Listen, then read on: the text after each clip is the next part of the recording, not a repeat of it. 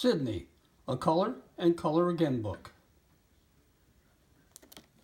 Sydney's engine rumbled to life as the workday began. The little bulldozer moved out of the garage and headed up the road. Hi, Captain Stoplight. Hello, Sydney. What are you going to do today? I'm going to work. I'll push some dirt. I'll build something very important.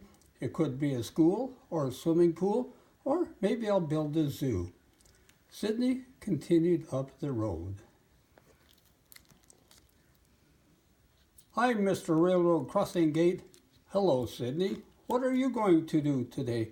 I'm going to work. I'll push some dirt. I'll build a thing or two. It could be a school, a swimming pool, or maybe I'll build a zoo. Sydney arrived at the work site and smiled. Sydney then said, I love my work. I wonder what I will be building today. A school, a swimming pool, a zoo, and what do you think Sydney built? The whistle blew, the workday was done. Sydney was tired but happy. Now it was time to head back home to the garage. Good night, Mr. Railroad Crossing Gate. Good night, Sydney. Good night, Captain Stoplight. Good night, Sydney.